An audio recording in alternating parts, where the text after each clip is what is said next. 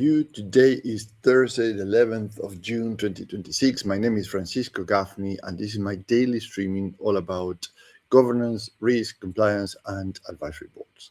So today we are at the bottom of the advisory board operating system, which is a controls and resilience, or the systems itself. And remember, the systems are not necessarily hardware and software. Systems are your workflows, your operational procedures, the way you do things, how you organize things, etc., etc. So it's not just necessarily the CRM or the ERP or any other system, software system that you have as associated with their hardware. Now, this is how it feels many times. And let me give you an image of how we are going to develop the conversation today regarding systems. And here's the image. Sometimes, and many times, I would say, companies feel like, or particularly owners and founders of organizations feel like in the image on the left, right? So a winding, unmarked road. So it's driving, there are no lanes, no clear edges. You don't know if the cliff are on the right or on the left. The confidence is very compromised all the time. And you have a lot of uncertainties. You don't know what is going on around the corner, particularly if it's a daylight or night. It's all very complicated. It's very stressful compared to the right hand of the picture, where you are driving literally in an autobahn, right? So you can imagine it's the same vehicle, the same capacity, the same engine power, the same maneuverability, if you may. But one thing is driving in a dangerous areas, and the other thing is driving in a motorway like a German autobahn, where there's no speed limit. It's extremely safe. Everybody knows the rules, what's going on, what they have to supposed to do. The signaling, the asphalt, everything is perfect, is good, is amazing to drive there. And you can regulate how fast you can go, how slow you can go.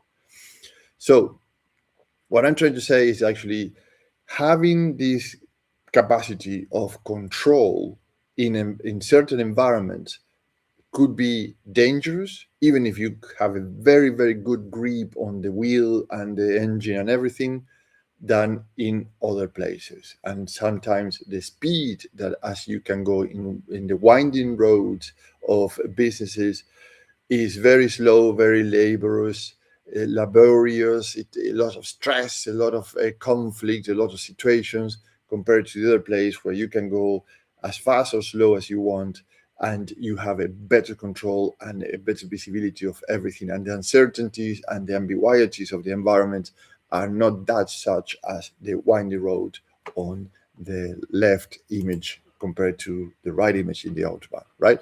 Okay, so this is the images that you want, if you may, I would love you to keep in mind as we develop today's subject, which is in the model, the performances, governance, risk, compliance, and your assets. And assets, remember, is your intellectual properties or the intangible assets and the tangible assets. That could be machinery, vehicles, real estate, etc.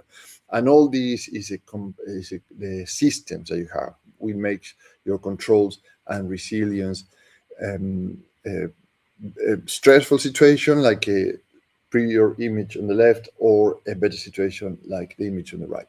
So that is a good control model, how it should feel like. Not heavy, not bureaucratic, but very clear. So we are not trying to bring more corporate layers here. That actually is very complexity in terms of control, governance, risk.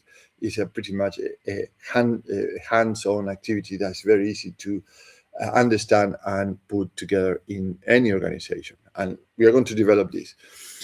So as a business founder, this is often the quietest risk area, because the business has grown on trust, right? So you trust the finance person, the operation trusts the scheduler, for example, sales trust the estimators, the team trusts the system administrator. But trust is good, but blind trust is not a control. And this is where the biggest points are. So if you go blindly in these windy roads, it doesn't mean that you cannot see. It means that you go like, we are good. We keep going here. We can handle this. We are a team.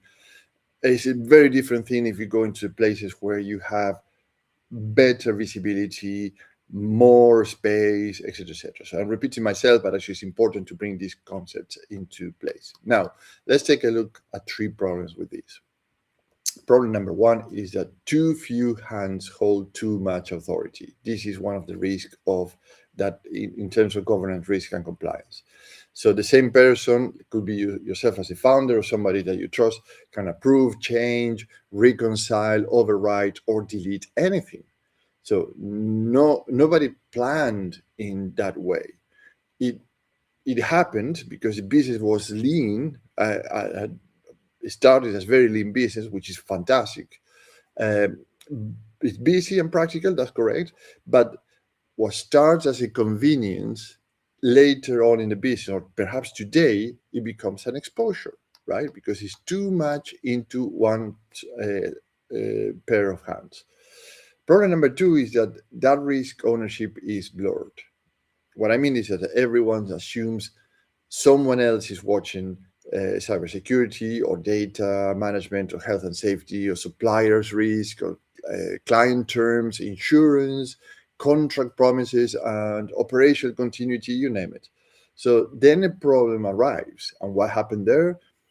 In the first meeting, to understand what the problem is, nobody knows who is the real owner of that problem. It's spread around in so many people, and guess what? It's the boomerang effect. At the end, you as the owner, as a founder, have to deal with the whole problem, while the other people goes like, okay, now, thank you very much. We continue doing what we have to do, and you have to stop to do everything that you've done or you're doing during the day to address that particular problem, and hopefully not a big problem that consumes hours and hours of the week and the months ahead. And problem number 3 is that performance reporting is not connected to controls, right? So the performance is what I mean, actually, it's not like a KPI, like have you done this, have you done the other, this is a result, and compared to a metric, your results are up and down, or whatever is the case. Performances is doing the things that you have to do at the time that you have to do it too, right? So it's a different kind of performance. It's not a aptitude or task performance. Is a regulatory performance, is a health and safety performance, is what you do and how you do it. So the business can track sales, outputs, or deliveries, but misses the control signals behind them. So rework, late changes, manual overrides, access exceptions, unresolved complaints, weak handovers, and repeat special cases often tell you where the system is fragile. So if things have to be, as I mentioned, reworked again and again and again, and then you start to get exceptions or added works to things that you shouldn't supposed to have these kind of things happening. So then you have these fragilities, this gap in your controls, right? So you can imagine, as I mentioned, driving a valuable business down an unmarked road at speed. You have a very powerful engine, a very powerful vehicle. You are very capable and your team is very capable. The destination is very attractive, but the road has no lanes, no barriers, no warning signs. So you might be fine doing that until one wet corner, put it that way, change everything and the car goes to the ditch. Now, it's not a dramatic example, but actually just to give you an image. This is why systems are not paperwork. Systems are a protection for the organization, particularly when you have more than 50 employees, more than 10 million in revenue, etc., etc. So then you start to have to think about how to protect your business, how to manage risk. So as a board advisor, what I would propose to consider is the following. Use an advisory board to ask questions the internal team may avoid, right? So you as a founder or you're part of executive team, use that board of advisors for this. Not because people are hiding things. Most of the time they are not. And as far as I understand, nobody wakes up in the morning and say, hey, I'm going to fail today. I'm going to fail very bad. I'm going to lie to people. People doesn't do that. They are busy. They are loyal. They are trying to make the business work. The danger is that the workarounds become normal. It's normalized in the organizations. So then the people start to feel uncomfortable, and that's when you start to distrust people, because they say, this shouldn't supposed to be that way. Why is it done that way? Because the problem is not what they're doing today, is what happened before that this workaround is normalized in the organization, and nobody feels good about that. That's a big thing, because as I mentioned, nobody wants to get up in the morning and fail, right?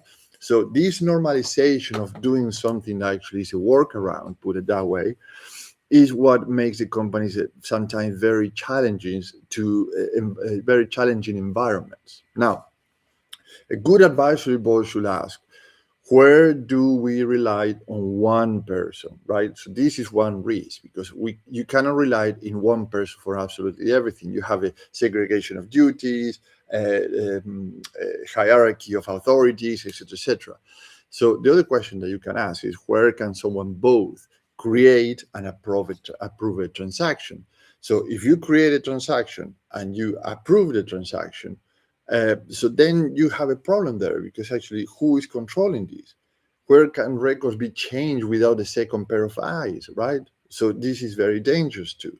And this is happening every day, every organization, that where one person or two people are managing the whole organization without a kind of a mechanism of control or auditing, or operation procedures, standard operation procedures, where you have this mechanism of segregation of duties, controls, and hierarchies of authorities.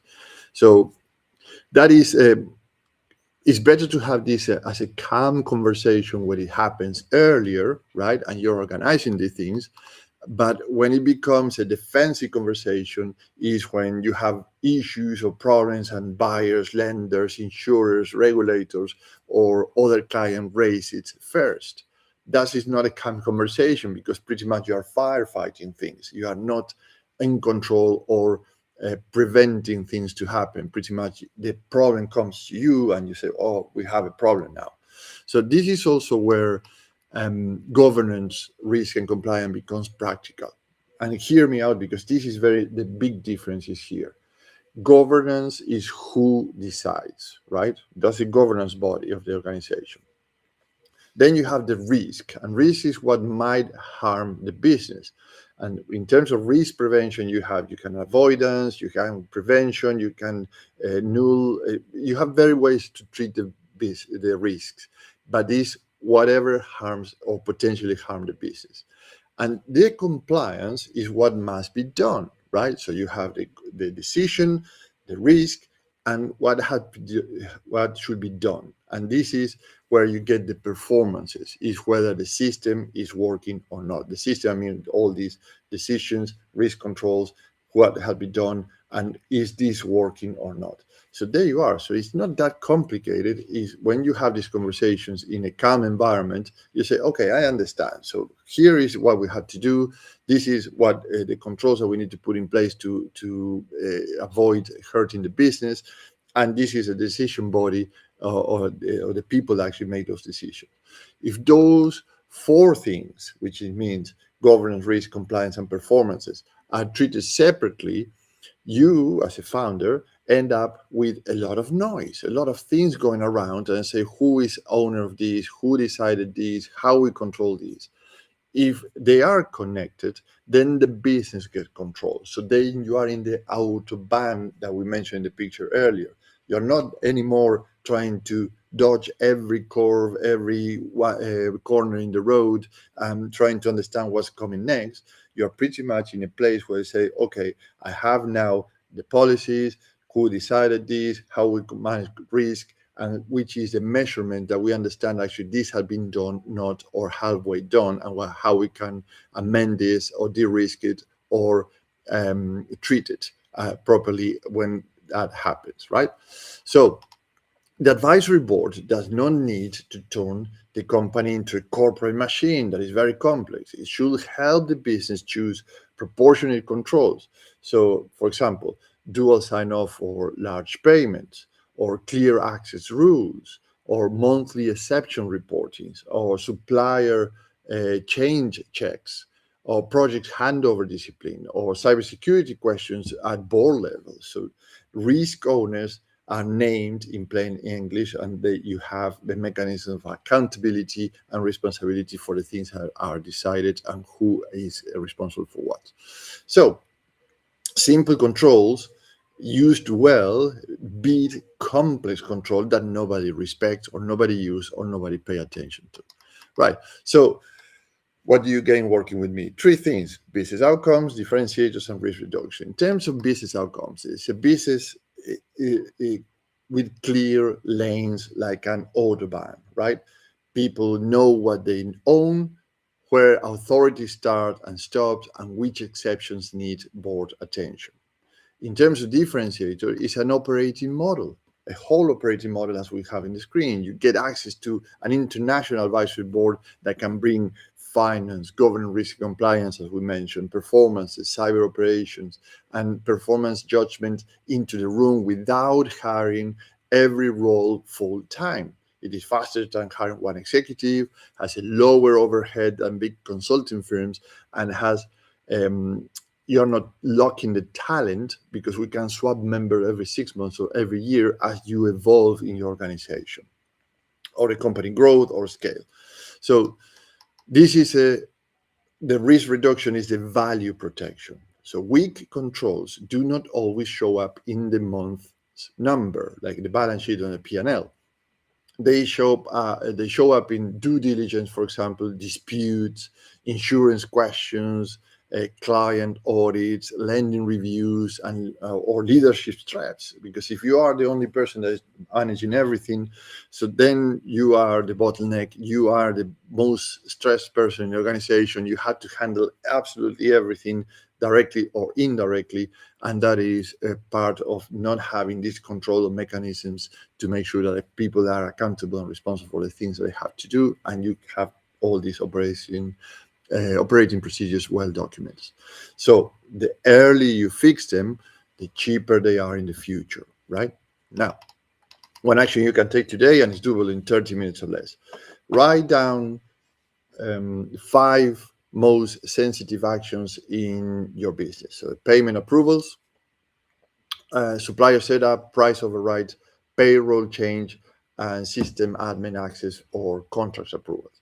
For each one, write who can do it, who can check it, and where the evidence is, right? So you have 5 things in terms of your business actions, and 5 actions that you need to check, which is who can do it, who can check it, and where the evidence is. And if the same name appears twice or on the same line, or you see a pattern, actually the same genre coming up on all of them, you have a controls question worth talking very seriously, because actually there's too much in one person. There's no controls, there's no checks, and there are no evidence, right? So let's do this exercise because it's very easy to do, it's very fast, and actually you start to understand where your accountability, your responsibilities, and the lack of controls or segregation for controls are in your organization, meaning that actually can that pass a bank grade audit if you're looking for a loan, if you're looking for a line of credit, if you're whatever is the case, right? Or an investor wants to invest in your organization and say, well, but it's too much on one person, that's too risky for me, I cannot get involved.